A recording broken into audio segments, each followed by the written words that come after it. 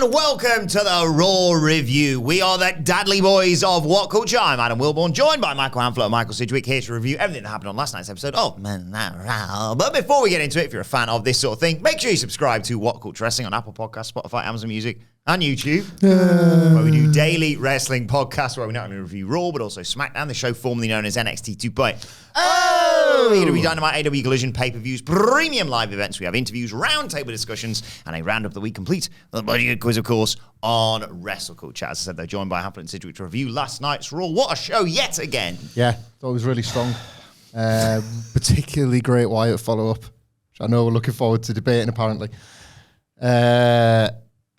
It's just really great. Just the Fed's f***ing mint. I just feel good. Watching this TV all the time. Tuesday, I never check my privilege in this job, right, ever. But I think, long had a theory, you know that employment company they do like, Love Mondays? Read. It's like, no, you got to focus on the Tuesdays. Tuesday is as bad as it gets. You've got nobody in the office going, oh, happy hump day. You're as far away from the weekend. Everybody's done that, like, rancid. How was your weekend? Partner? So potentially there's not even anything left to talk about. Not in this line of work. Like, every Tuesday, I'm Adam Wilborn in the Frosties advert. Like, it's going to be great. A load of slop on my plate. I just feel good as we sit down of a Tuesday. I really do. I feel nothing, personally. I know you don't. Was there anything I liked on this show? On this entire show? Trying to think. Some ugly stuff on this show. Well, I can't remember. We'll get to it. Okay. It's these afternoon records. Why would you get it in the morning so I don't forget the slop? We'll get it in the morning next week. Get hyped. All right, Mojo. Let's get into it then. The show opened with no Pat McAfee. I thought you'd be happy about that. I tuned the commentary out, so it really makes no difference one way or the other. It's proper like a parent. You're ready for when Eric gets a bit older. No Pat McAfee, you like that? And The Miz replacing Pat on co-commentary. And so you get this one obnoxious jock and sub him out for another. Took me back to the glory days of Michael Cole having The Miz as his favourite wrestler just because of the Daniel Bryan thing. Bully Bryan. Why? Boss, it makes us... You love The Miz, I don't know, just do it. So Michael Cole's going to obviously address the whole Wyatt 6 thing to start off the show. But before he can do that, Drew McIntyre barges past and goes into the ring and, well, he's got something to say. He grabs a mic. There's CM Punk chants all over the place, of course. And he does I enjoyed that so much. Let's see it all over again. And he said, after everything Punk did, you all still chant his name. You attacked. He attacked everything I had. He cost me the world title. I'd promised my wife the title, but Punk took it from me. If you still chant his name, you're dead to me. And he wants to talk to Punk directly. He hopes he's uncomfortable, in pain. He's being fed through a straw because Drew did that. He put him there. He took his dignity, and he took this, and he reveals the stolen bracelet with Larry and AJ's name on it. He says it's probably worth about 50 cents. A fan made it, but to Punk, it's priceless. Punk wears it to take them with him, and there's a nice Larry chant in there. He wears it so he doesn't feel alone, but he is alone because of me, Drew McIntyre. Drew also said he was going to enter the Money in the Bank match, and Punk is going to be forced to watch alone and in pain as Drew wins, and obviously cashes that in. Drew says, I know what it's like to be alone. I feel alone as everyone chants CM Punk's name, as management accepts CM Punk, but I'm not alone anymore because he puts CM Punk's bracelet on. Now I've got your dog, Punk. Now I've got your wife. I've got your dog. Got your dog, Phil. Punk's family is in his corner now at Money in the Bank. He'll win the contract, cash in on the night, and Punk, again, will watch alone as he becomes the champion in spite of CM Punk. Just loved it. Just love all of this, every minute of it. Said it yesterday, did I not, that at some point there was going to be an element and a mention of the institutional conspiracy that felt like it was being teased, and here was Drew saying, well, kind of had to do this. Like, they just cheer you, the company just protects you. So I kind of had no choice. I'm just asking questions. Why was nobody looking out for old Drew McIntyre? So it was like, I quite like that got fed into it for the first time. In the meantime, I've loved everything about this story, but this idea that Drew McIntyre continues to see himself as different to CM Punk when they've effectively become one and the same at this point, as rivals do when they're trapped in a rivalry like this. They've They've lost every goal, everything they want to achieve in their life to the hatred that is now driving them. Punk was just as kind of cocksure of himself on SmackDown that he'd got rid of Drew McIntyre forever, and look what happened to him. Drew McIntyre learns 0 lessons and says, you're gone out of my life now, and you're going to lie there in a hospital bed in pain and watch me go on and succeed. I'm going to win the world title again. Everything is fine with me, because he's not even learning how this works, and he thinks job done. And it's never job done when you're in one of these rivalries, and that's the cool thing. I didn't necessarily think he would go as quick to like world title right now, but then it sort of makes sense when you think about it. He's going to use this like supposed institutional bias towards Punk as a way to like test them and get himself into the Money in the Bank. And I really like this. Like I like it every now and then when like a WWE wrestler sort of does away with the ceremony of WWE. No, I'm going to get in that match. I'm going to win that match. I'm going to get that briefcase. I'm going to cash in straight away. No farting around here. To me, this is like a one-night job. Like Money in the Bank is where I become WWE champion, and let's not pretend there's going to be some sort of long drawn out tease. It is time for me to get focused, because I've dealt with the one problem, and that's never coming back. Coming back. And Drew's performance in this role remains great. He's so locked in. Other than the Money in the Bank announcement, this was trending towards previously in pro wrestling, where the attack, like nothing ever speaks for itself. You always have to explain your actions. So I just firmly expected that. And then there's detail in the storyline. It's CM Punk's involvement. It just matters more when he has something to do with it. The use of the bracelet was just fantastic, truly inspired. I expect that will come up again. And generally, in this post-work rate era in which we live and endlessly discuss what it means to have a great match and why they don't hit as much as they do, the solution, demonstrably, is to not wrestle and just build it. Like, this has had Taz versus Sabu thrust upon it. Yeah. Whereas something like MJF versus Cody Rhodes decided, no, that's the way to go if you can do it. Like, I'm generally it should be about the wrestling, and the wrestling needs to count guy. But my God, this really throws into perspective, like, just the fault of the medium. Because why do these stories like always work? Invariably, if a wrestler cannot get their hands on another wrestler, why does it automatically become so intriguing? Because it's all about anticipation and promotion. Wrestling is fundamentally about promotion, but it's difficult to promote because it never really ends. So I don't want to be one of those guys. I don't want to be a Hamlet. I really Hamleted it, but truly, I love being Hamlet on Tuesdays. Like, every promotion should strive for one of these every time. Yeah. Like, at all points. There should be one going on, shouldn't there? Yeah. Try and tell a story that just for whatever reason cannot get into the ring yet. Just one story where there's always something preventing it from getting in that ring. Forbidden Door, Jason, this as well, because if he dares threaten that dog, I know that Kenny Omega will be on the scene to stop it. So we finally do get a recap of the Wyatt 6, the events of last week's Raw. And then we cut to a car pulling up, and it's Chad Gable, and he's got security, and he's on to see or talk to the cameras right now. And they lead him to the back, and then they're waiting outside his locker room, and he's going to get checked over to make sure he is okay to still compete in the qualifier later on. Also, Jackie Redmond catches up with Ludwig Kaiser, who says, look, Bron Breakker is strong, fast, he's experienced. I experienced that last week, I should say, when I attacked him, but tonight I'm going to prove that I'm destined for greatness, and I will prove that Bron is no Ludwig Kaiser. And then we got the match featuring Bron Breakker, who taunted Kaiser as the bell rang, and then he got shoved in his face in response. They go back and forth. Breakker just it defies logic the way he runs the ropes and just knocks Kaiser over. Oh my God. Amazing. Breakker fires off some shoulders to the ribs. Kaiser goes for the eyes. Breakker gets sent shoulder first into the post, but he comes back, and with Kaiser sat on the announce table, Breakker does that mad dive clothesline off the apron over the announce table to take us to break. It's his third spot. If you count the Hurricane Rana, and off he goes as the secondary one. That's his third one now, isn't it? That jumping onto the table thing. Yeah. It's pretty awesome again. He's awesome. Like, I mean, that is the word. He's strictest definition of awesome. It's not a synonym of really good. He inspires awe with what he does. He's lining them up, isn't he? Per match. It's like, when's he going to do that bit? He's not just got to wait around for the spear. It's not just the RKO, for example. Yeah. It's, he can pepper them throughout the match. Yeah, he did the Super Frankenstein when we came back from break, and Miz lost his goddamn mind on commentary. The thing about this, and I'm going to interject, I'm sorry, Bron Breakker's Frankensteiner is like scary in a good way.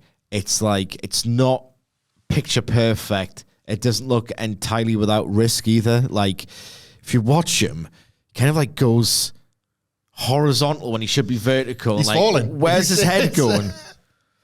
It's always like an edge with Bron Breakker that isn't probably ideal, but I just can't help but get swept up in it nonetheless. Scott used to, like in the old, because he took on that Frankenstein when he couldn't do the mid-ring one, and he used to like brace himself on the shoulders and then sort of take it was barely even a vertical leap really in it, because obviously he was so jacked as Big Papa Pump, it was just like, catch you, pull you down. Like, Bron's barely involving you, is he? That's almost the thing. It's like, wait a minute, where's this guy's legs come from? He was just there. It gives me the wildness of it all, as you say, Sige. Gives me flashbacks to... Flashbacks to...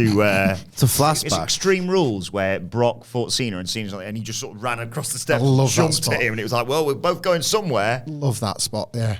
Wild. Careers over the ring, and then there's a bit later on when he asked, is it Charles Robinson that he has to throw back in the ring?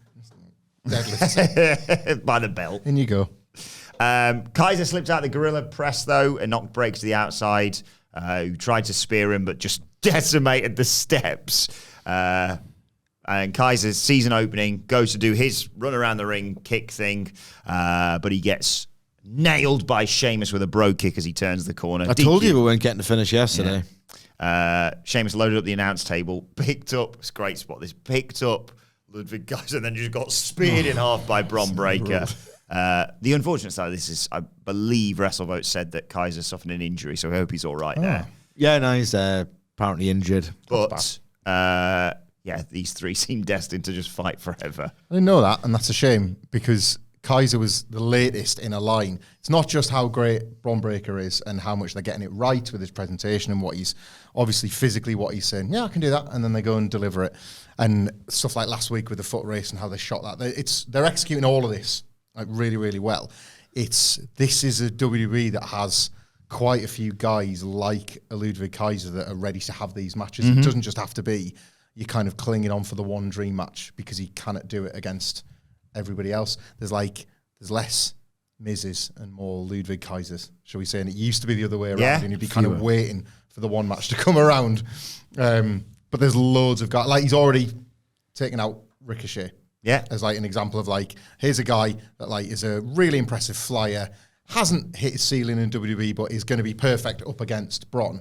And that's what's great about, it's what I think is great consistently about WWE now is the fantasy booking element of it. There is always matches for pretty much anybody you like. There is this guy, and this guy, and you're just waiting for them to be paired together or have a little backstage thing where you can start drawing the line. I think Bron's got tons of them. Like, it's more work ratey probably than it's ever been, and smaller guys are going to get opportunities. You've got like a Dragunov who's having another good Raw run himself that they can go back to pretty much whenever they want because they've exhibited chemistry. Gunther's going to win the world title. That world title match is going to kick ass like whenever that happens, and that could be WrestleMania. The way that like the trajectory of both, if you're judging them right now, you could definitely get that to WrestleMania. It just feels like the perfect time for him to be this brilliant. I thought about Bron Breakker. He's definitely connecting, obviously. There was a lot of, I don't want to say tell, don't show, like they're going hard on him as, a wrestling promoter should with an entity like that. But like there's been certain matches like the Sheamus one where there's not really this like sustained heat throughout. It's very much a project. He's nowhere near as good as this person was. It's very redolent of the Brock Lesnar push of 2002, where it actually took longer than a lot of people realize for him to get like sustained crowd heat during the matches and for people to really, really sort of get drawn to him and for those matches to be genuinely special. So I think there's a definitely parallels there with Bron because I haven't really seen it in the body of a match where it's like people are going wild for this dude. It's starting. That part is starting. There was loads of barking in the crowd as well. Well, he does that spot where he runs the ropes and he just like sort of bumps his chest into a wrestler. Like if the wrestler isn't there and it's like Bron, right, just charge up, full acceleration and just start running the ropes at full speed. How long do you think it would take for the ring to break apart? Like 60 seconds? Yeah. Like, he's an animal. I was watching a Warrior He's an match yesterday, animal. and Warrior's whole deal was running, like a lot of the time. And honestly, you watch a Warrior match, and because at the moment your brain's in It's Bron just a Breakker, Bron Breakker, the Ultimate Warrior. it feels slow motion, or you've got the thing on like 0.75 or something, and Warrior's whole deal was often running as fast as he could at guys. Like, it's killed that act a little bit to watch it in retrospect. Well, that's a total load of bollocks. Hasn't killed it. Oh, it's a frigging Warrior. It's goated era. But he's absolutely massive. There's other things that ruin the Terrible Warrior guy. experience. Yeah, terrible guy. Yeah. But the speed is honestly, it's like, he's the guy, when you would watch the clips of Speed Muscle, like, why can't everybody be this fast? Bron Breakker's that fast. And Speed Muscle as a horse. Yeah. I mean, he is a cheat code, like, Yeah. he is. We'll get back to him in a second. Before that, we go to the Judgment Day's clubhouse. They've got some food in. They're playing video games. Damian Priest comes in and is like, what's going on here? I sorted all this. It's a present from Liv Morgan, apparently. Dom has a plate full of chicken tendies. Priest isn't happy about this. And then Mysterio says, oh, God, look at this message I just got sent. And Carly, I was like, oh, that's cool. And Priest says, you need to explain to Rhea how Liv's got your number. And we all need to worry about Braun Strowman. Yeah. You know, it's not really cool, though. The implication is that she sent him nudes. And Carlito did the whole wide-eyed cartoon panting wolf thing. Why would you do that now? I can't claim I spotted this, and then I saw that somebody tweeted that, and I thought that's a really great point. Like, I didn't consider the optics in the slightest. Yeah, the optics are piss poor. I was just like watching this thing. I like the story. Like, I liked elements of it later on. Oh, a really terrible idea to include in your show. That specific gag. Like, the gifts were enough. Couldn't Damian Priest have just been what he's doing, farting around, eating chicken nuggets and playing PlayStation? Like, we're kind of like on our arse here, and I'm the world champion, and you make me look stupid. That would have been enough. And then, yeah, like that. I saw You're it at work. You're at work, and I saw it on Twitter, and I thought that is a horrific. That's what Vince did, allegedly. Well, this is it, and people know it. Allegedly. It's, you know, it's all in the lawsuit. Anyway, I mean, you've seen the text. Bron's furious. He's walking around backstage, goes to see Postman Pierce and says, look, I'd have beaten Kaiser if it wasn't for Sheamus, and I'd have beaten Sheamus if it wasn't for Kaiser. Do something about it. But there's Sami Zayn, and he says, It's a disgusting company. if No matter who books it. Bron I mean, I'm not being funny. I think that's a point to be made here that we shouldn't gloss over. Like, irrespective of who's in charge, isn't the whole point of the lawsuit that it's an accusation of institutional, toxic, ugly rot? Yeah. Right. You can't just say what are they playing at here? Yeah, I agree. You cannot just say mean, you it's fixed that it. visual. It's not just the optics. It could be interpreted as like just reflective of a wider attitude that's fine, and that they're so like, you know, I never read the lawsuit. I'll just book stuff that's like either. I don't think it was a nod to it. I don't think Levesque is that stupid, but it's a different kind of stupid, and he is that kind of stupid. This is just a terrible idea that's reflective of something that they've been, you know, accused. I just thought that's a bad taste in my mouth. WWE are in it. Like, when we talk about it on the news, you know, it's not the Vince McMahon lawsuit, is it? You know, it's WWE are in it as well. That's why they've been so like forceful in their attempt to be able to, you know, new era, and here's the line being drawn and all that sort of stuff. Like, they're still part of this, and when push comes to shove, they're going to probably back Vince McMahon, or they're on the same side, and it's going to be hard for them to be able to steer away from it. So, at a bare minimum, you do sort of a root and branch review of how you sort of like drive creative and what sort of is involved in the decision making, and have a minimum of like one or two voices in the room that say, no, that's not who we are now. And if that's a way that you would maybe it is, it needs to go. And this is it. Like, if there's not people saying that, then better people need to be in the room. Yes, Bron ranting and raving. Sami Zayn says, you want a title shot? You can have one. And it's booked. Sami versus Bron, Money in the Bank. I love it. I love this booking. Like, we talked yesterday, the four-way, because it felt like the easy way out for them. And I'm sort of glad they've not done it. I like Sheamus want to win the Intercontinental title, and that story's just there now. It can be there kind of whenever you want it. I can't call this, but I would probably strap up Bron Breakker. Yeah. I don't think this is the one for Sami to survive, which is sort of felt like he's done a couple of times, because he's such, even as Sami Zayn, kind of made man, slot in main event whenever you need him, he's still a fantastic underdog, and he'll sell brilliantly here. But I think it should be nothing short of the best match of Bron Breakker's career. Going well. This I've praised and buried in the same breath because it's a pretty tedious experience sometimes, but it's undeniably effective. Like Triple H is such a super pragmatic booker, and I know that like the last 2 episodes of TV was super really, really like full of incident. So it's probably not the best week to regurgitate that take, but generally it can be very slow and pragmatic, and this has to be done because one day this will feel massive if we do this, and this. An Intercontinental title match in 2024 feels massive now. Feels massive, and you don't do that without giving Gunther that reign. You don't do that without sort of establishing almost every title is really difficult to attain. He's a good booker. He's an effective booker. Something last week when you were, it was in relation to Clash at the Castle and Drew McIntyre, and you were sort of using the example of Drew and then Sammy and then Cody and now Drew again as the example of he has done it enough now that people can trust that element of the process and sitting still. This made me, like, I didn't like, we'll go into more detail on it, I just didn't really like the Chad Gable developments on the show. For all I like the Uncle Howdy sit down, I did not like the Chad Gable element. I don't think I get it, and I'm going to try and let it play out. However, it already made me think, God, Sammy and Bron feels big, same as you. The Intercontinental title is absolutely recovered. We're where you wondered if they could get to mid-Gunther reign. Can this be followed up on when he loses?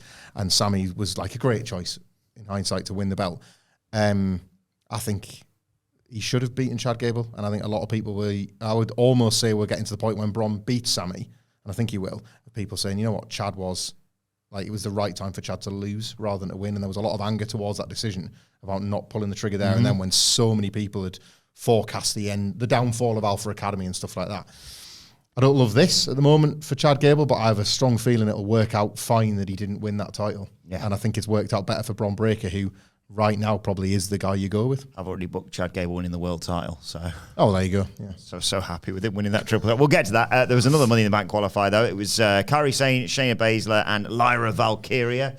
Kairi Sane took them both down with the head scissors, in fact, and hit a big dive, takes to a break early on. We come back. Valkyria hits a fisherman's buster to get 2. Baszler gets in there, MMA stylings, hits a suplex as well. Sane hit a running blockbuster, but missed the insane elbow. They all trade shots. The fans are loving this.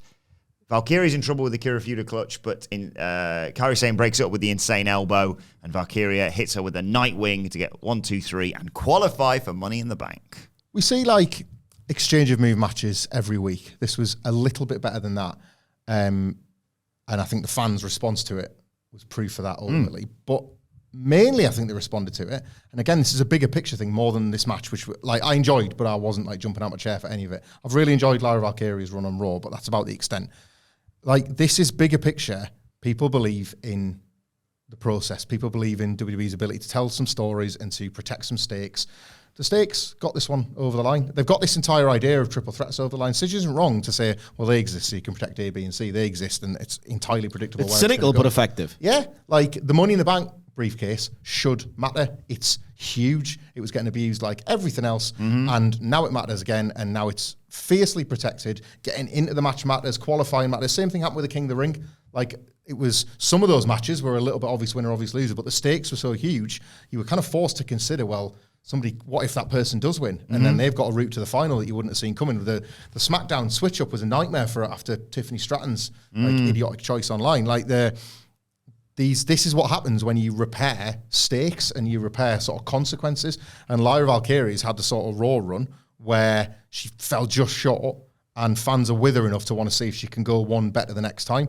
That's, to me, the match was fine, but we do see moves all the time. I think it was a belief in a character and what she can achieve from it that had the fans coming up a bit towards the end.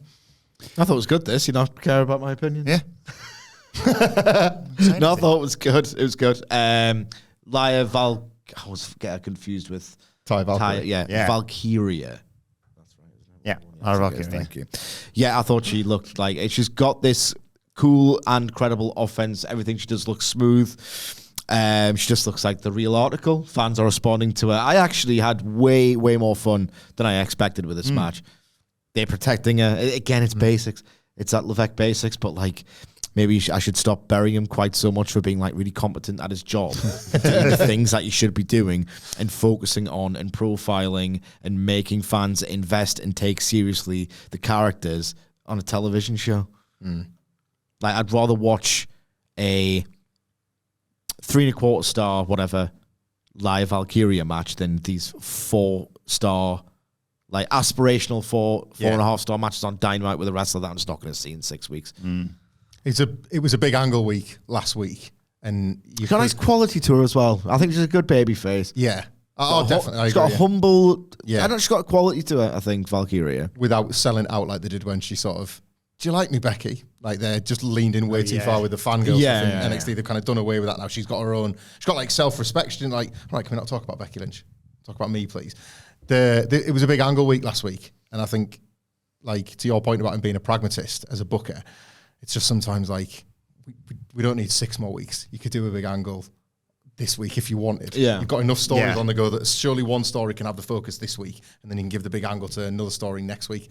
And I think sometimes I see that online now. I see that criticism of people crying out for like developments in certain stories. And I think sometimes too many weeks pass where, because everybody can see where it's going, you sort of get a bit frustrated that it hasn't just got there. So Drew McIntyre next, wants in Money in the Bank, but Adam Pearce is saying, well, no, you have to do a qualifier. And Drew McIntyre basically said, I'm going to smash the place up. And we find out that not only is next year's Royal Rumble, but also a future SummerSlam and WrestleMania are coming to Lucas Oil Stadium in Indianapolis. Go Colts. We talked a little bit about this on the news. Stadium has a window that you can open when it gets hot. How's that work in a stadium? It's a big old window.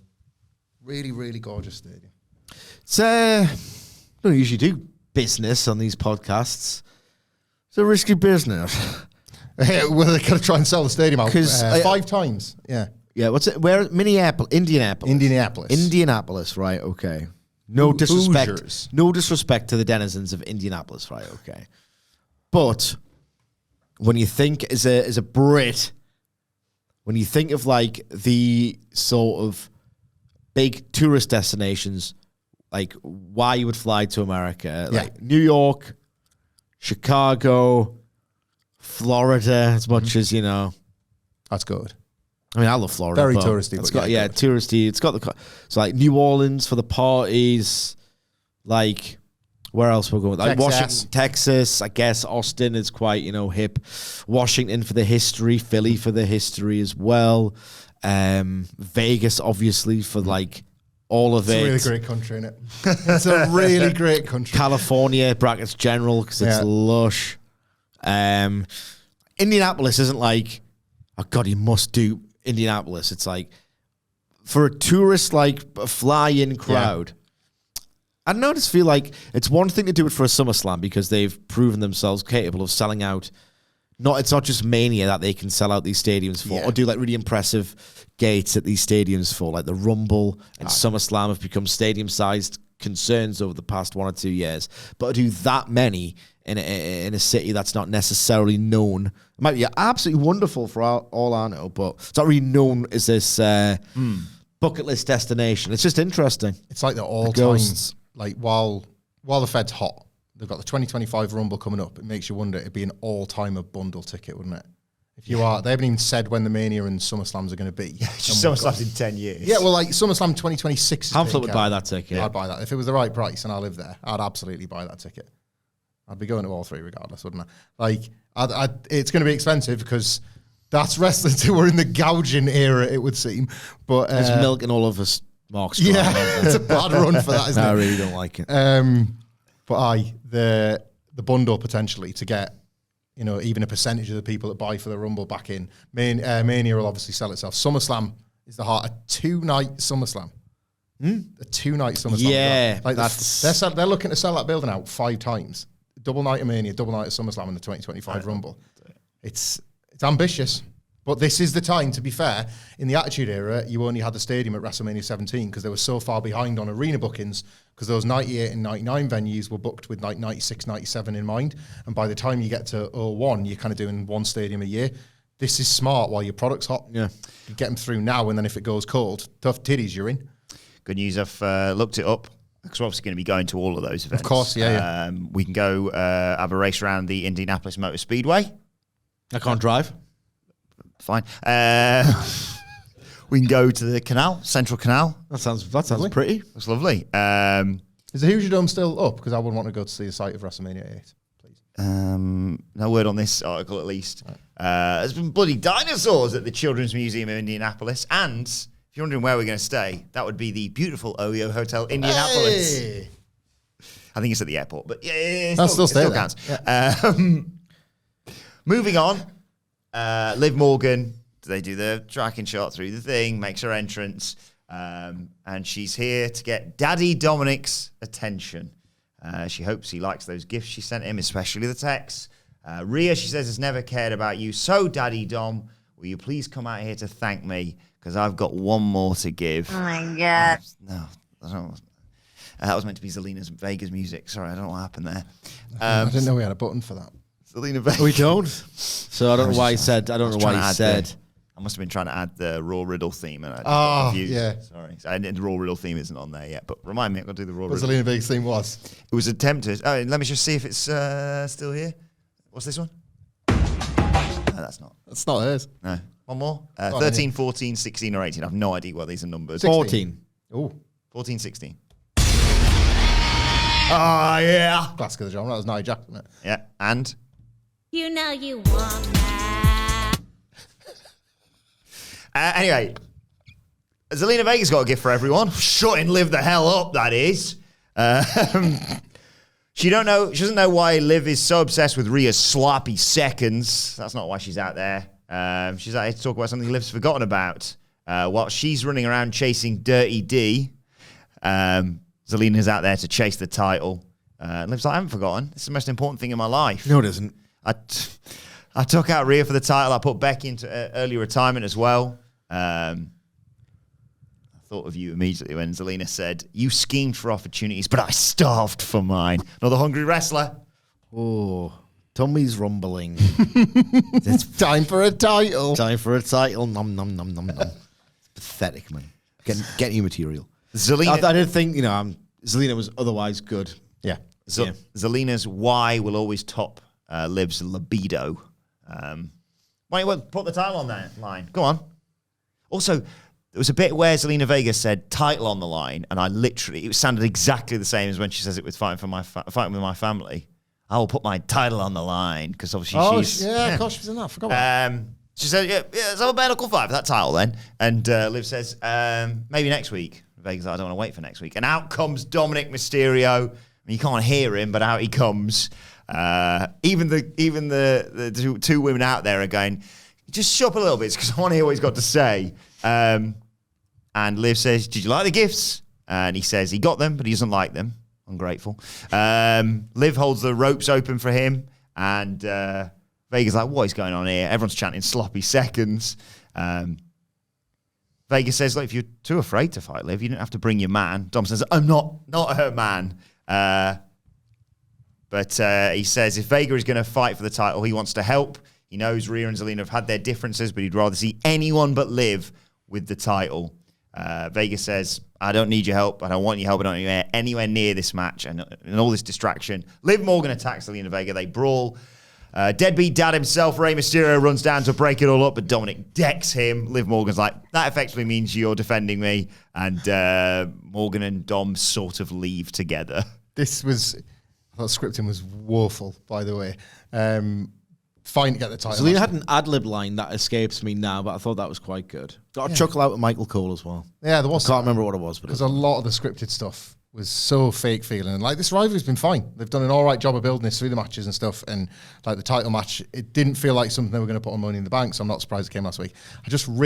So I've enjoyed watching how Dominik at this point has had to just be openly in denial of whatever's going on. He's either telling the truth or he's trying to hide it. And either way, he's going to get in big trouble down the line. And Rhea Ripley and Liv Morgan's going to be like hot as balls as a result. It's all's where it needs to be. But what I really liked about this week's development about how to keep it ambiguous is that when Rey Mysterio just sort of, LWO tries to come in, like Zelina Vega, it's just like Dominik Mysterio, I'm right wanking me, just chancing his arm, I'm gonna beat him up. Like, it's just opportunistic attempt to, an opportunity to present yourself to slap my dad about. I will take that. Thank you very much. That's one of the more fun ways they could, like, for then Liv to be able to say, my hero, when obviously it's because Dominik's a dickhead. I really like that. Right. There was other Liv Morgan stuff on the show that was just putrid and like incredibly ill-advised, and it's just reflective of things I hate about the Fed. And the storyline's not for me, because at some point, right, it's going to end up with Liv Morgan versus Zelina Vega, and Liv Morgan versus Rhea Ripley, slightly less. You know what I mean? Just matches I don't want to see, with a sort of an approach to storytelling within wrestling. That's just not for me. Because of Dominik, though. Yeah. SummerSlam. A lot of law there.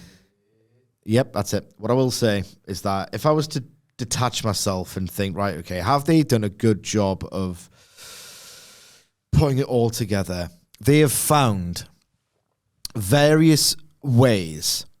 You can imagine the writers having fun with this, and I can sort of sense that, to give it the kind of most moderate, detached credit I possibly can. They are quite clearly having a bit of fun writing this, and I acknowledge the thought that is being put into how can we have these two characters, one of whom claims he doesn't want to be around the other, interact every single week, sometimes multiple times per show. It's like a kind of a test. Yeah. And it doesn't feel that contrived half the time. Like the Ray stuff was good here, because obviously Liv Morgan can interpret that as a sign that Dom's into her or protective over her or whatever. The stupid bull with her getting knocked off the apron onto his cock. I mean, Oh my God. Sorry, I thought that was the audio. what button did you from think that- it was? I thought it was the audio from that incident. I do apologise. You haven't got that button. I've been working on it. This bloody machine's playing up bloody thing. Anyway, so whatever. A hotel room key.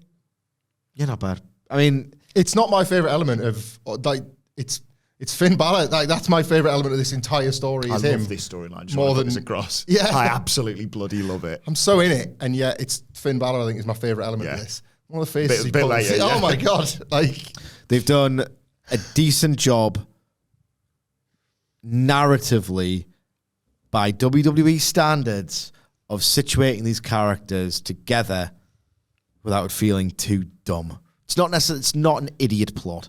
it's folding in as of this show 3 titles.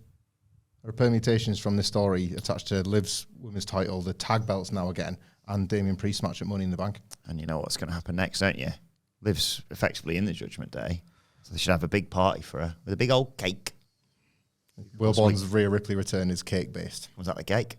I dread to think what Twitter/X is going to look like on that day. Oh, God. So your fantasy booking of Rhea Ripley coming out of a cake to attack Liv Morgan, it's going to be like, oh my God, the cake looks amazing. And so does the dessert. There are going to be people like this. 2 sentences. Basically, Rhea Ripley's, it's going to be a cake to these people, and I can only hope it doesn't happen on that basis. And then, if that does happen, we might have to talk about those comments on. Yes. We go to Gable's locker room. Kathy Kelly's there. The medical team has come to check on Gable. Adam Pearce comes out and says he's shaken up, but he's medically cleared, and it's not his story to tell regarding the attack. It's Gable's, and he's not going to tell it right now. There was a lot on his. Got chinned by Uncle Howdy, the end.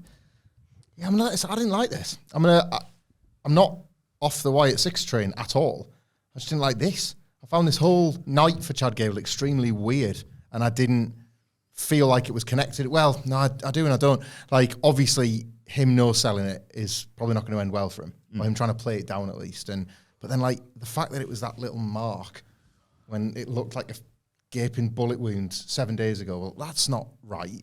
And then whatever's going on with him, like, he's still in the story he was in 7 days ago, in spite of the fact that he was a victim of a massacre, and that didn't feel right. Like, I don't I mi- like he tried to sort of brave face it.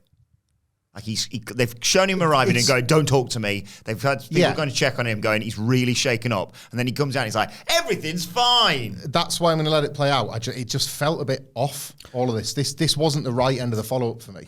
I would never have put Gable, who's meant to be a dickhead who you hate, really nasty piece of work, who you've been conditioned through this kind of never-ending slow split from Alpha Academy. And now he's like a sympathetic figure. But also, how much sympathy does he deserve if he's unaffected enough to win a match? Odd booking. It's very, very, very odd, and it just further mid-cardifies to me Chad Gable, who's really looking to step up into that Gunther. We can do some serious wrestling-based storylines on this program. Chad Gable, it's weird. It's just bizarre. I don't know if it's well advised or not. They out and out had him on screen with the Creeds this week. Mm-hmm. Like all of them, Ivan Isle included. And I was looking forward to the day that came, and it would be some sort of horrendous beatdown. And what I thought I knew was coming. And obviously, it's a different direction. Give me time. I've got. When we get to it, I'll explain my thoughts on this because I have a theory. Maybe it's again more hope than expectation, but I don't know. Maybe the other thing that was really taxing his noggin was the Raw Riddle. Finally, the right button. Whew, sometimes works. Bloody thing. So I asked you two yesterday on the Raw preview. Vander's got it straight away in the chat.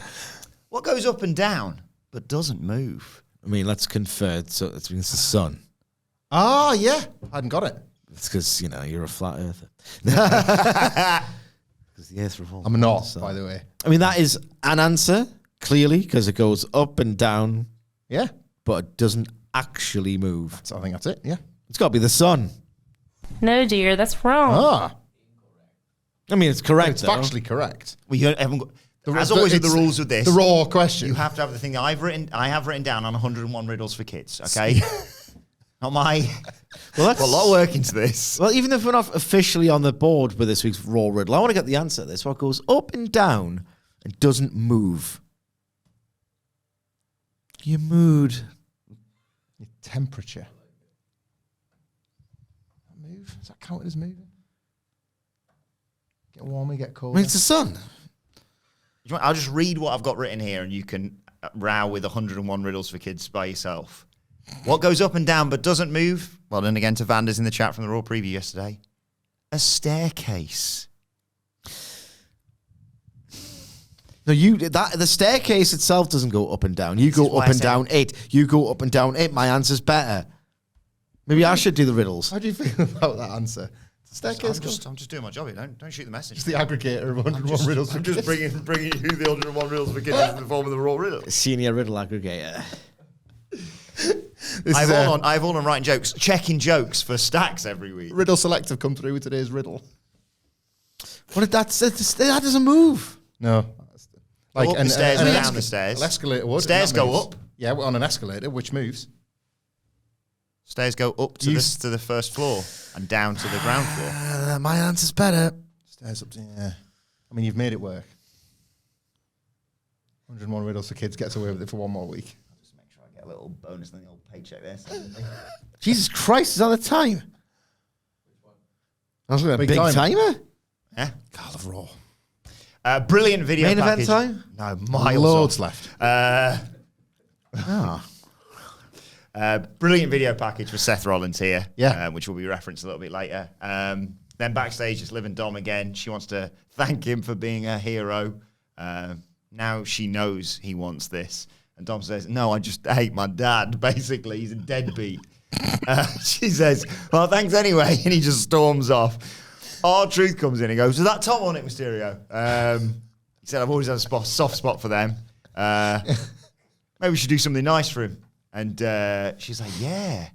We'll get Dom a match against Ray. Maybe some of his friends can have a match for the tag titles. Truth says he was cool with Finn at one point. He hates JD. But Liv says, can you make the match official? And he says, I will. And she leaves and he says, I've always liked you, Carmella. Oh, God. I want to do it because I love love. I love love. I like you, Carmella.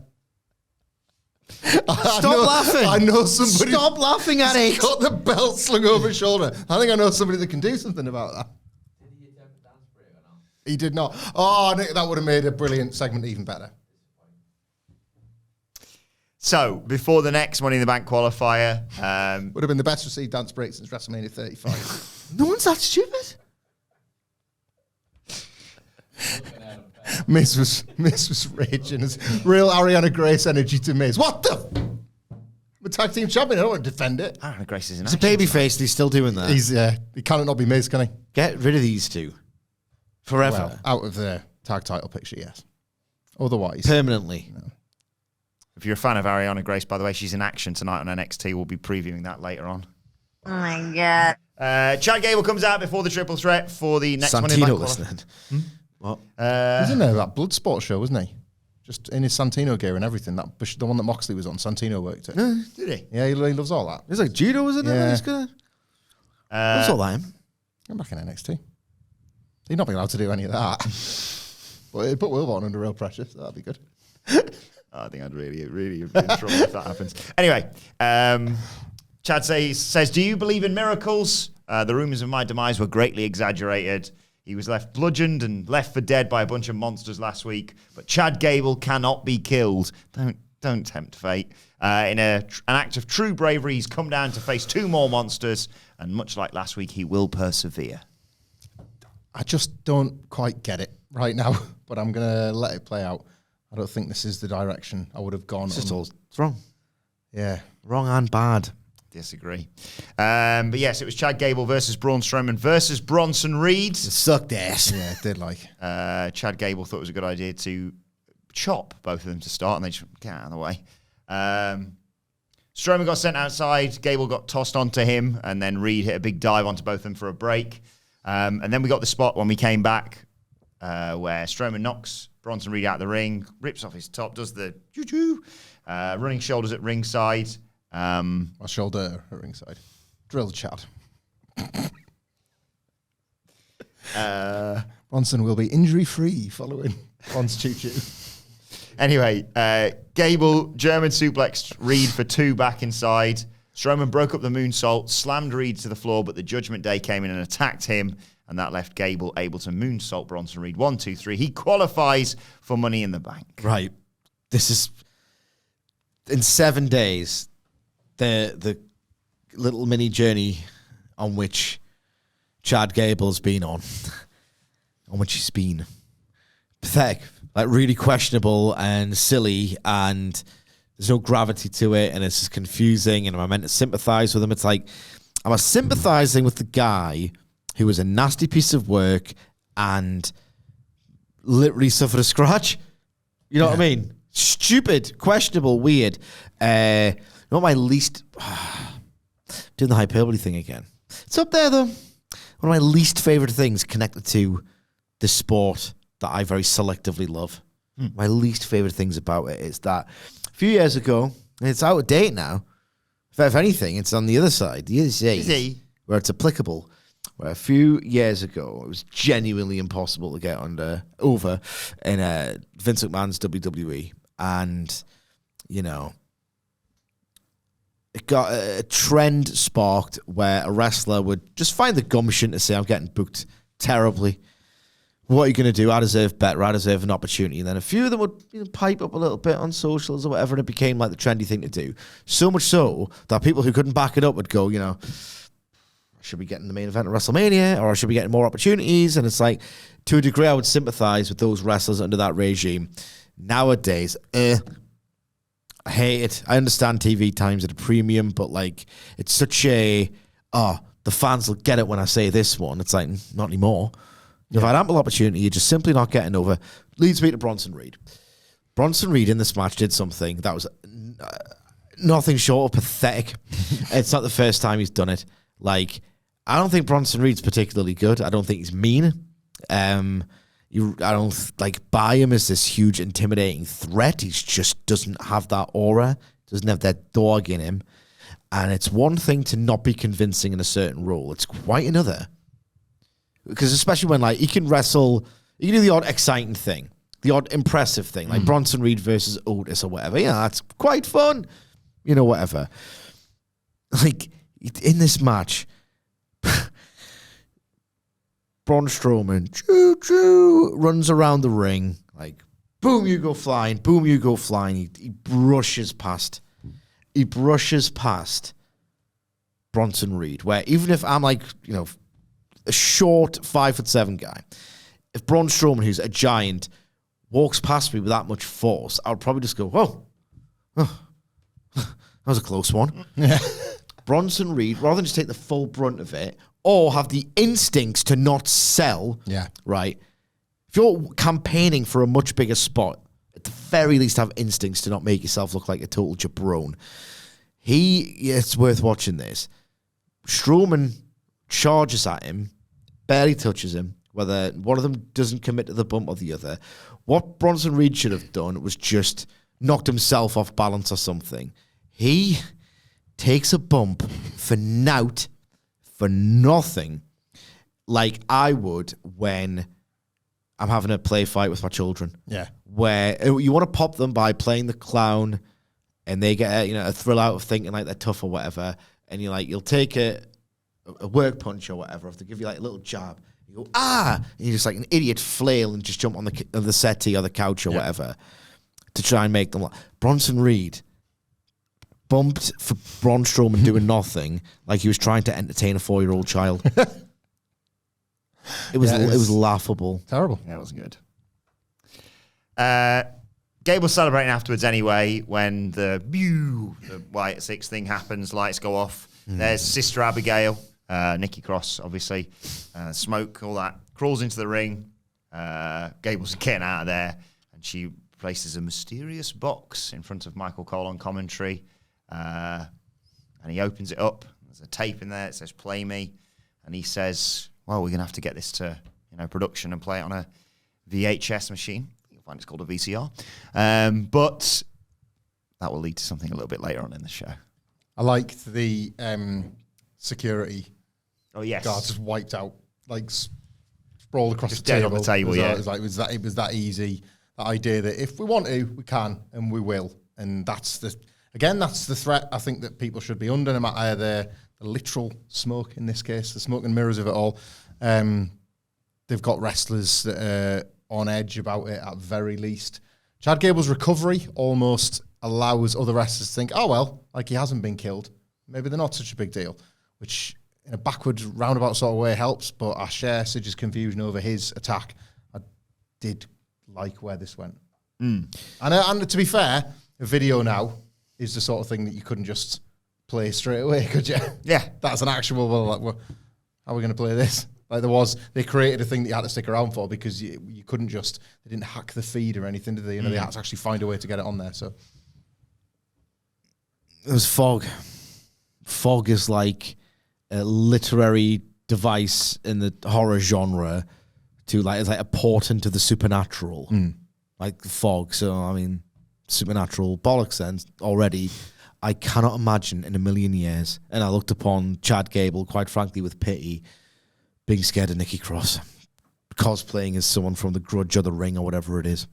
Is this where you give us your fantasy booking for this being good? No, it's when he went to see the Alpha Academy immediately after this. Like, it's Nikki Cross dressed up for a horror convention. It's like, oh, right, okay, there's Freddy Krueger there. Oh, I like The Grudge. I'll be someone from The Grudge. Who wants to play with Nikki? It's Nikki Cross dressed up as someone from The Grudge or The Ring when she was almost a superhero a couple of years ago. But she's his colleague. That's pretty weird. Oh God, but what's happened to you? That's that, like, it's not just a cosplaying thing, is it? It's like, that's the thing. Used to be all right. I'm rattled by this. I was attacked by you, and I'm kind of weirded out by you. I don't want to be near you. I'd be weirded out if fog was summoned in front of me in an indoor building. I would. I'd probably, I might even die of fright if it was real. There's an element of the things you accept. It's a real element of here, I agree. Things you accept as a wrestler that would weird you out. That's like... No, if I'm watching this at face value, I'll probably die with fright. Fog has been summoned in an indoor arena. Yeah. I'm dying of fright. That doesn't happen. If it's a real world, dying of fright. Well, I am. Where's the fog coming from? Yeah. Smoke machine. Where's the fog coming from? Yeah. It's crap. Doesn't work. So Chad A Gable. lot of people vaping on the front row. Yeah. Oh, there it is. Chad Gable's running about backstage. No, that would be stupid. He finds the Alpha Academy. Otis answers, and Gable's so happy to see him. I like the grudge. And he, South African. Well, I was trying to be Scottish. he gets I like the grudge. he gets Maxine and Akira The Tozawa. ring. The ring. The ring. Scary when she crawls out the telly. I was shy. To the girls' boys, the ring is I sacred. shot it when she called out the telly. I put shot it. Pure scary. So anyway, Chad Gable apologizes from the bottom of his heart. He says, but family sticks together. And Otis says, yeah, family does, but anyone who hurts Akira Tozawa or Maxine isn't family. I'm sorry what happened to you, but I meant what I said. We're done. And Otis and Tozawa leave. And Maxine says, look, you hurt all of us, but you really hurt Otis. We're glad you're okay. What happened must have been terrifying. I'll try and talk to him, but just leave it for the time being. Gable turns around. There's the Creed brothers and Ivy Nile to ask if he's okay. And he says, no, I'm not. I'm not all right. And I need help. I don't really get the alignments. I don't get this. It's a weird time to be asking for sympathy from the Alpha Academy. Well, Maxine was pretty good. Yeah. Nah. Just wasn't a week for me, this story. Pretty good. Yeah, I'm glad you've downgraded it from great.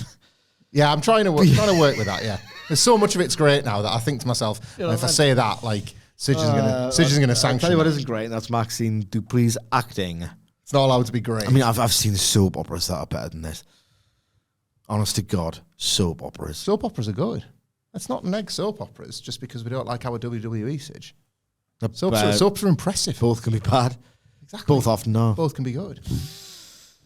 Some weird Wyatt stuff going on in Coronation Street at the moment. Is there? I think so, yeah. Leanne has been like sort of semi-possessed by a Basby. cult, I think, yeah. I don't know the exact details. I've just like, my wife will have it on, I'll just see the odd clip and they'll be like, so what's going on there then? And then 20 minutes later, I'm suddenly all in, right? Yeah. Every single character I care about. Our soaps are kind of amazing at that. I've had 20 minutes in this world for the first time in 10 years. We're making Fred Elliott jokes like WWE talking about Ace Ventura. Fed Elliott. Fred Elliott. Don't start calling you. I say him Monday Night Raw. Yeah, I can't square off the Chad Gable side of things with the Wyatt Six, to be perfectly honest. But like, I do have faith. Like, he wins the Money in the Bank, and I thought, cool. Wins the qualifier, and I was like, cool, have him win Money in the Bank. Like, I want him. I want the world for Chad Gable. All right. And whether that's him tricking the Alpha Academy once more to falling for his nice guy shtick to help him win, or to just be like, no, you don't get one over on me, I get one over on you. And he's still doing the exact same thing we want him to do with the Creed brothers and stuff. I have faith in the booking at the moment, so I will let it play out. But you're right, it was weird. I will give you that. But I have confidence that this is going somewhere very interesting. I didn't watch last night feeling like this was always the plan. I watched WWE mostly. yeah. I watch it thinking, I can see now why they've done the thing they did 2 weeks ago. I feel like they did not put a near bullet wound in his head last week to have him come out with a bruise this week and try and make friends. It feels like that has taken a turn. But don't forget, WWE is responsible for the greatest pivot of all time, coming out in a documentary in just Indeed. a week and a bit. Week on Wednesday. A night of wrestling. Yeah, nothing better to watch on a Wednesday than that. Anyway, On a Wednesday. On a Wednesday, can you believe that? what time? Well, like 7 o'clock maybe, a couple of hours before. Couple of hours, yeah. Couple of hours of that. And then just probably bedtime. It's probably bedtime. We just go to bed again early night. Unholy Union versus... One of them Americans. Oh, I've really enjoyed this YouTube show. Oh no, the remote's over there and I can't put TBS on. If it starts at 7, yeah, you miss Big Bang Theory. So Yeah. that's the end of it. Why anyone would watch Big Bang Theory is beyond me. I don't get it. How's that a good lead-in? That's you naming all those places earlier on. America's absolutely goated, with the one exception of that being a successful lead-in for Dynamite on a Wednesday night. And Louise Big left- Bang Theory. repeats as well, isn't it? Yeah, It's not yeah. new. It ended ages ago. It was old when it And was Louise new. left the telly on the other day, and we had been watching Modern Family, which is pretty goated in my opinion. And I just left it on. It must have been on like E4 or something. And I came back in. I was like, E4. Another episode of Modern Family. No, it's bloody Big Bang Theory with its stupid characters and idiotic laugh track. Ugh, hate it. Not for me. Not a nerd, me. Anyway, Unholy Union versus straight from the club, Kayden Carter. Back to credible television. Yeah, thank you. Kayden Carter and Katana Chance. The champs, Alba Fyre and Isla Dawn, got knocked to the floor early on, and Carter threw Chance onto them to take us to a break. Oh my God, did you hear Chance's trying? What did she say? She said something like, "Yeah, that's right." It was Yeah, that's right. He's before. So honestly, I was like, "Oh my God, like, oh, they're the worst. They are the worst." Going to create noise in a room where there was none. Yeah, that's right. Oh, off, man. Get him, Sex. The nasty girls. Honestly, man, oh God, I hate this act so much. Did the Nasty Boys respect the rules? I've forgotten the bit. What's the bit? The pandemic. Oh, they did. Knobs. I mean, he's a Florida man. He's Knobs respects no rules, nor anyone's personal space. No. yeah. Safety. No. I reckon he was. Well, I don't want to cast aspersions on a nasty boy. Can I borrow a mask, sexy? I don't think that went down. Anyway, they got a 2 count from the keg stand. Fire made the save. Florida sold it for about a month as well, didn't they? Oh, I'm back to work. We got 2 wrestling companies on. You can all get in the office. It's essential. They go for the after party, that gets broken up, and they being the Unholy Union, hit that downward spiral gory bomb combo. 1, 2, 3 post match damage control come in and kick the crap out of the tag champs. Just a match, just a division.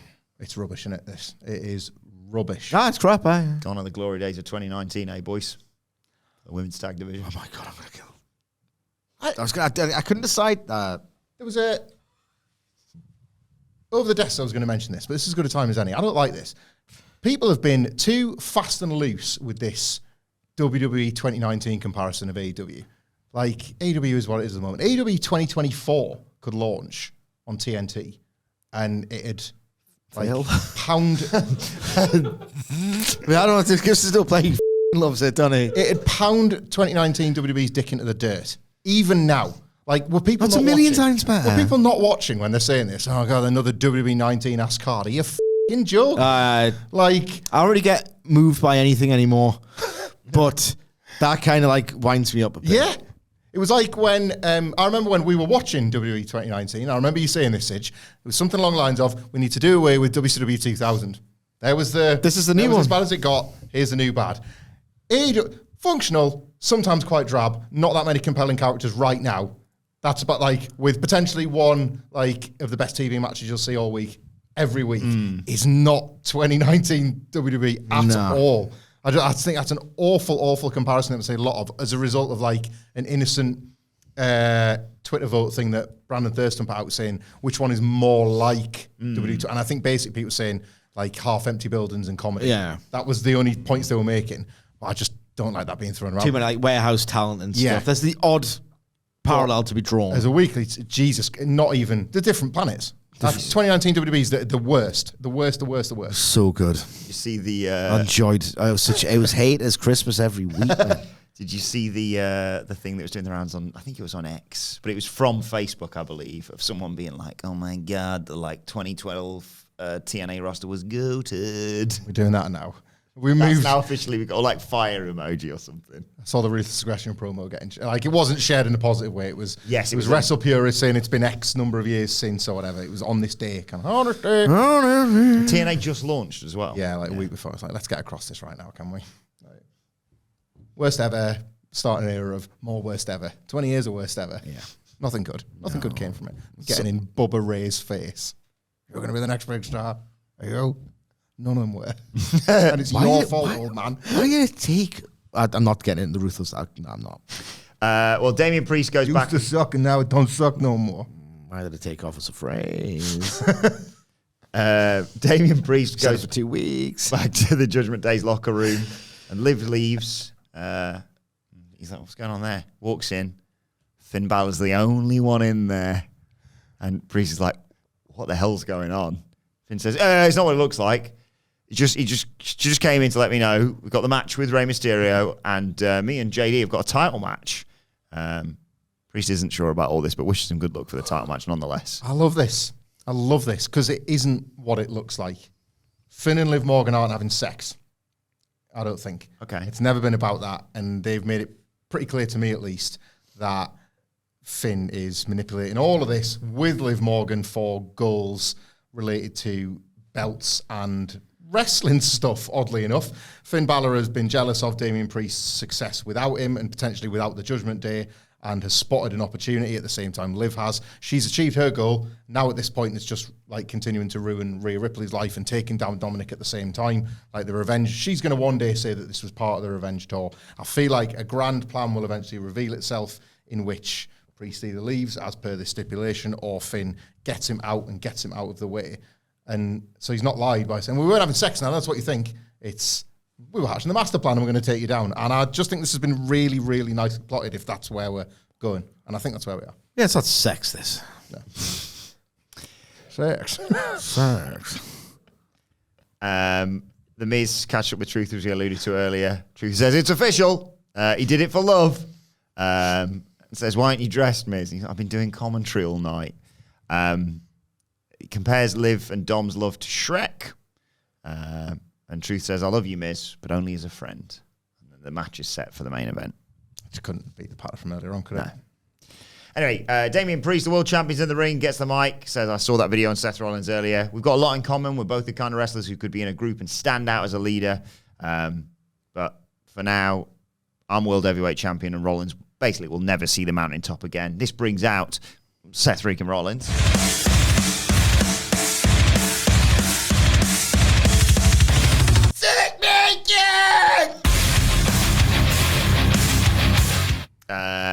Seth does a bit of crowd pleasing. Hey, countdown for the Royal Rumble begins now, basically. But it's Monday. It's still his show. Priest comes down and runs his mouth. Is that the deal? As long as you're champion, I'll never get it back. I don't like this. But he is bold. The problem is I don't believe you, Damien. I don't even know if you believe it yourself. Priest says, I'm holding the title, and you're holding a whole lot of nothing. Seth says, for now. But he's got a lot of respect for Priest, although he doesn't appreciate being one-upped. Priest challenged Seth for a title match. That's a bold move. But tonight, he's here to one-up him. He's going to sweeten the pot for Money in the Bank. How about if somehow Priest beats Seth, then Priest gets his wish. As long as he is champion, Seth can never challenge for the title again. But when he beats Priest, Priest must leave the Judgment Day. Priest says, the way I see it, I'm the champion, so the Judgment Day needs me more than I need them. As far as the stipulation for the match, the gentleman's agreement, I accept. And they shake hands. And then here comes Gunther down to the ring. He says, look, there's a lot on the line here. Best luck to both of you. Can't wait to see the match. May the better man win. But make no mistake, the better man out of the two of you will be the lesser man when they step in the ring with me. I loved all of this. I work backwards because, like, how much fun is it watching Gunther pie people off? He does it so credibly, so believably, and with such confidence, which is partly because it's earned from the Intercontinental title run and it's just his run in general. You could have bought it once upon a time when he was frigging NXT UK champion, but even more so now. So he was brilliant, as always, in that arrogant promo style that he cuts. I love this development. I really, really do. I thought that was already pretty unpredictable, the Seth Rollins Damian Priest match, but it just sort of felt like it was going to go Priest's way after all the work that he put in and they'd put in to kind of get him through some of the hardest yards, and the Drew McIntyre match feeling like it had elevated him to where he needs to be basically as a champion. I don't know anymore, because in Seth Rollins, I won't challenge you. It's not as final as the Cody AEW one. Of course, it just requires Damian Priest to lose. I think Drew McIntyre, should he qualify for Money in the Bank, is a really interesting addition to this, because he's outright said, well, I'm taking the belt with me. So if he was to somehow win it, then Seth's already back on board, so they could actually deliver the stipulation, and yet Seth wouldn't suffer consequences. He's seen his end of the deal, and Damien Priest has immediately lost. I like the psychology of it because this was the week that we've continued to see Seth go back to being a bit more normal. The Seth freaking Rollins thing, dial back him as a child, just wanting to be champion, and what he suffered at WrestleMania to do the right thing, to be the Shield for Cody and all that sort of stuff. Now he's in a position that I cannot wait to hear. I need Cody to interact with this story. With all that's happened with Cody and Seth and this specific stipulation, I need there to be some sort of, not Cody saying I'll be your Shield, but there to be some sort of, right, I said I owed you one. Seth, we need to talk about this, mate, because this can go really badly. This kind of thing, you're putting quite a lot on the line here. Not really. Well, Cody suffered it. So in storyline, Cody can say, look, I suffered the consequences of something quite like this. Yeah, I know what you're saying, but I get it. And I'll talk after you. And Seth wanting Damien out of the Judgment Day is more about him, our babyface, seeing the babyface side of Damien Priest and wanting him to get that for himself. And it allows Priest to then say, well, I don't need them. I didn't even want them as interference. I was willing to go into Glasgow without them as well. That's very in keeping with where Seth's character is right now, of saying, like, I'm the guy around here, I'm the star around here, and let me tell you what I think you need. And Damien feeling a bit patronised by that, and not take me seriously is, I just think this is all really neatly tied together. Yeah, one of the steps just isn't as powerful or as believable as the other, is it? That's the problem here. Like Seth Rollins going, I'll never challenge for it again as long as you're champion. He's dropping it at SummerSlam to one of them. You know what I mean? There's no chance in hell that Damien Priest is going to be champion by August. If anything, like the way that Levesque books, it would be even longer than that Rollins would get a chance even if the stip wasn't in place. And I get it, devil's advocate, if you're Seth Rollins, your character is meant to readily believe, Priest is like, he's got the Judgment Day, he could readily be champion for ages as far as I know, so it is a bit of a risk if you're Seth Rollins. But if you're watching this and you know how the booking patterns play out, it was hard for me to believe. So I think it's a bit, the stakes just aren't there. Priest being out of Judgment Day is something that they've teased is happening forever, so I guess there's interest there. And I can't really see Gunther versus Damien Priest as the match. That's the thing. Gunther and Seth feels maybe more I'm like talking myself into it. As well, if it is Seth losing here, you've immediately created a rivalry with someone. If somebody costs Seth, there's a feued, there's a program, there's a match, because you've taken something pretty big away from Seth Rollins, even if, as you say, Seth doesn't own kayfabe, it's ending to SummerSlam. We've just basically decided that Gunther's winning the belt. Or a reason for Seth to want to switch brands. Yes. Having a fight for the world title. Well, Yeah, but then he'd just completely ruin the gravity of it further. you do a big trade. They say, all right, Seth desperately wants to fight. You're eventually going to get to Cody and Seth. Cody babyface, Seth heel. That's there someday, isn't it? Yeah. That's how you move him over, because he goes, well, Then he gets the chance to contend for a title. yeah, but he's in that title, not this one, and it's Yeah, but you know what I mean, though. It's like that's one of the problems with having two titles. Yeah. It can't be the be all and end all, and I've spoken too much about Seth Rollins already. I'm looking forward to this match. Yeah. And I can't call it in a way I thought I could 7 days ago. So Yeah. I'd say it's pretty effective promotion in the sense that the Damien Priest home and dry thing doesn't feel quite as easy as it did a week ago. Right, then we finally got the VHS, the tape being played, and it reveals Uncle Howdy and Bo Dallas sat down together. And Uncle Howdy asks Bo, how did it feel when your brother died? Bo says, like, the most important thing in my life was taken away from me, like nothing was ever going to matter again. Howdy asks, don't you think you're exploiting your brother's legacy? He's got like a voice distorter on, I should say. And Bo Dallas says, all I ever wanted my whole life was to be like my brother. I looked up to him and I wanted to be him. I worked my entire career, my life, so I could have the opportunity, so I could work there next to him. We were going to rule together. We finally made it. We were there. We had it. And then it was taken away from me. There was no one on this earth that feels more hurt than me from his loss. Not one person on earth feels what I feel. What am I supposed to do? Let him become a mausoleum? Let everybody forget about what he stood for, what he fought for, what he believed in? They wanted to forget about me. They wanted to forget about all of us. We made them remember. We made them all remember. And Uncle Howdy replies, yes, we did. I thought this was sensational. Yeah, I thought it was really effective, this. It was, Sidge is right. smoke. It is supernatural. Like, it's as much as they can try and not make it supernatural, it is at a bare minimum spooky, and it is kind of already crossed that line into being supernatural. This, for the most part, and I'm saying this about a man talking to himself in a dark manifestation of himself, didn't feel that supernatural. Yeah. They were trying to obviously apply trauma that we know is real, a trauma that we ourselves are kind of giving this Wyatt Six more of a chance to succeed for as a result of something we know that he's gone through, and because we know of how important it is. They've addressed it immediately. Like, I don't think it was an elephant in the room, but I think in hindsight it was really wise to talk about it anyway. I think it was a smart thing to make it. It's real to Bo Dallas, so think what you think about how spooky it is or the masks or any of it, and know that it's real to him. And if it's real to him and he buys it, I will buy him buying it. And people are going to suffer through basically all the reasons he's outlined here. This was, I really liked when Bray Wyatt came back at Extreme Rules 2022, the first promo he cut on SmackDown. I think I liked it more than the return of him, because he basically tried to say, while I was away, the fact that you showed me love kept me going. And I had to sort of do away with all of these failures. And I felt all of those failures, and I don't want to feel them anymore. And it felt like they were actually making him human. And then the Uncle Howdy thing was like, oh, here's a run-in from the supernatural. Just when I thought there was a human side to Bray Wyatt. Here, they've done it the other way. They've kind of thrown a bit of spookiness and a bit of supernatural at you. And you've gone, and, I'm predisposed, a bit of a distance from me here. And then they've human element, they've given it the human, they've flipped it. And I think that's really effective. It's like, right, no, regardless of everything else, like Nikki Cross, Dexter Lumis, Joe Gacy, kind of lost souls in their own lives. I can buy that in a wrestling storyline.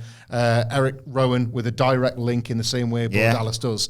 These are people affected, and Bo Dallas will lead the way, driven by his pain. I'm going to be so harsh on this storyline, because it's like, right, what you got for me week 3? Like it will feel like it will be like that. And unfortunately, probably until they push it too far. So, it's why I kind of want to praise it now, because I am not the fan of this, and I think this was extremely effective. A week 2 follow-up. I really do.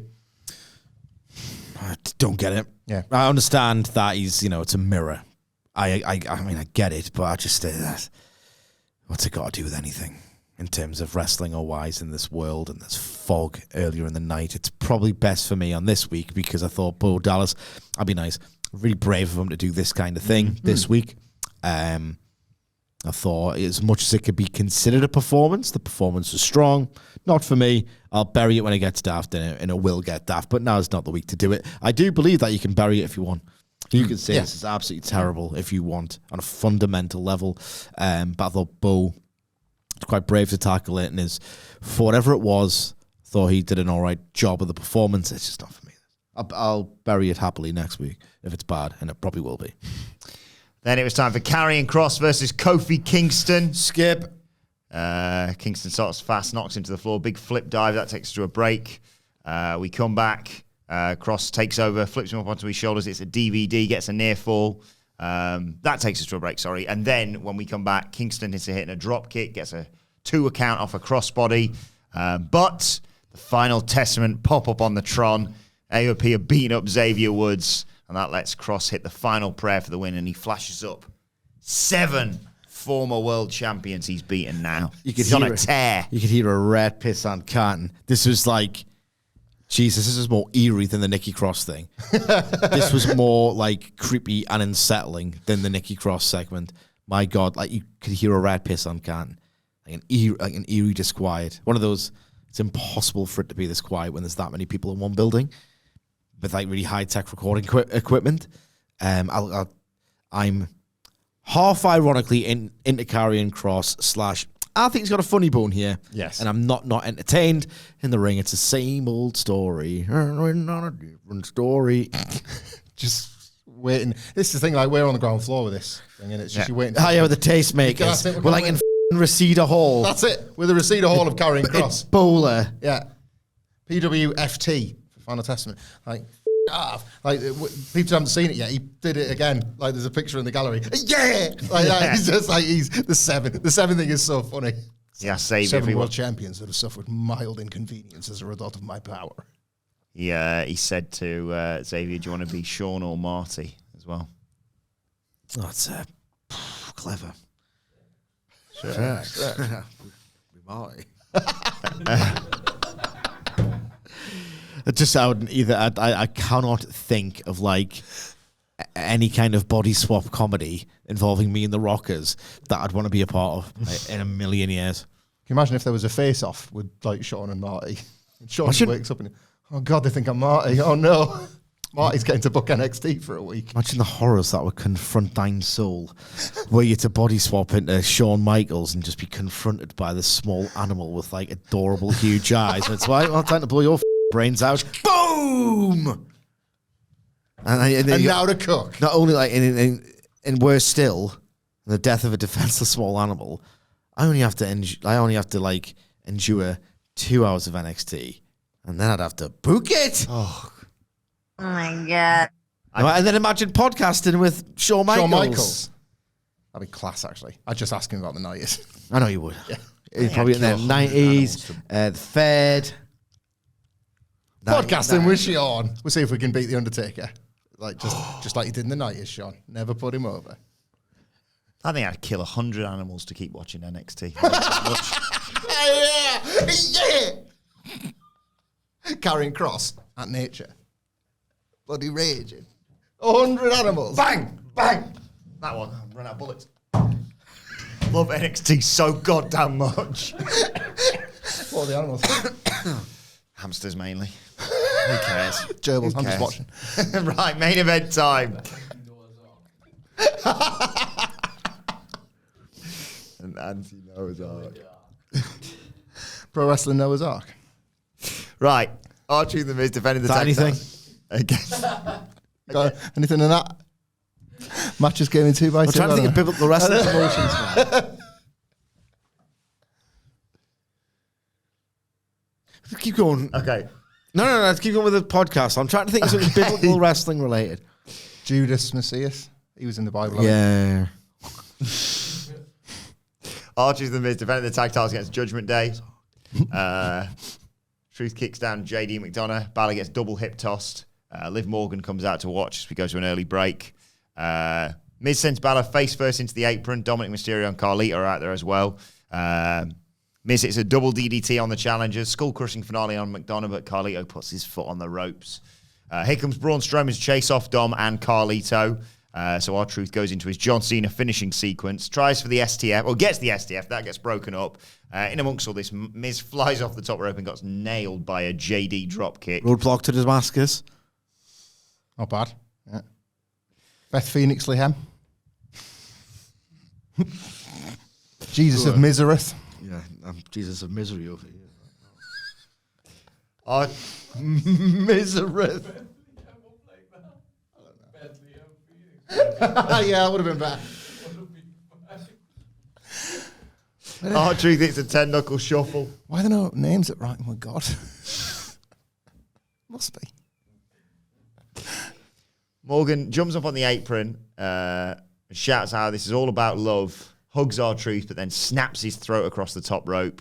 That allows Bálor to drop him, hits the coup de grace. 1, 2, 3, the Judgment Day regain their tag titles. Most house show-assed match I've ever seen in my life. And Morgan... Not beating the house shows. I like the bit at the end where Morgan posted the new champs and they were like, I suppose we've got the tag titles. Yeah. All the belts back in the... this was... House show-ass. And overdue booking as well, getting the belt away from Miz and Truth. But... like, the right way to do it, I wish it had been 6 weeks ago, but the right way to do it in terms of what we talked about with Liv Morgan and everything else, is more success is coming their way. The relationship, whether Dominik knows he's in it or not, has been beneficial to the group. As long as you justify why things are happening, even when we as viewers can see that there's other things at play, then you can buy that the characters are in it. And even like a Damian Priest is like, well, I did kind of ask you to get on with the job, and you have. So maybe we're all right. Actually, maybe she is not such this terrible influence. Liv Morgan? In the clubhouse. Hang on. Liv Morgan. Liv. Hey. You all right? House show-ass match. Should never have had a reign to begin with. It's over. Thank God. We'll always have WrestleMania 40, baby. Yeah. Speaking of over. You know what just popped into my head then? just the sheer contrast of Liv Morgan, the subject of the Live Forever documentary, which was inexplicably released, where the basic gist was, we got nothing for you. Sucks, we got yeah. nothing for you. Do a vignette. Like, creative, like, who's that again? Liv Morgan. Who's that? And then she did nothing, and that was the end. That was the end of the documentary. It was like, why did you release that? Yeah, you were under no obligation to release Nobody that. knew that guerrilla story until they put it in their doc. Biggest self-owns that luckily not many people watched. It's really like just a weird thing. Now she's literally, you cannot write the show without her. She's everywhere. If she comes down with an injury on a house show, they are it's just a wild change in fortunes. But people said that about Rhea Ripley, and they've done another one. Like, this is a high-functioning product at the moment. Yeah, in that sense. There's a bunch of main characters in that There's respect. loads of characters and stories. It's congratulations, WWE. You have met the bare minimum. Bare minimum, kiss my ass. Well, they have. Well, let us know your thoughts on the show in the comment section below or on X at WhatCultureWWE. Watch, they can follow all three of us. You can follow Michael Hamflet at. Michael Hamflet. Follow Michael Sidgwick at. Got your name there, pal. M. Sidgwick. You can follow me at Adam Wilborn. Follow us all Never made a at huge mistake. At WhatCultureWWE. That's a huge I'll mistake. tell you in a minute. Follow our brilliant producer at It's Adam and Nicholas. Follow us all at WhatCultureWWE. As I said, make sure you subscribe to What Culture Wrestling, wherever you get your podcasts from, for daily wrestling podcasts. We'll be back later on today to preview NXT. But for now, this has been the Raw Review. My thanks to Hamlet and Sidgwick. Thank you for joining us, and we will see you soon.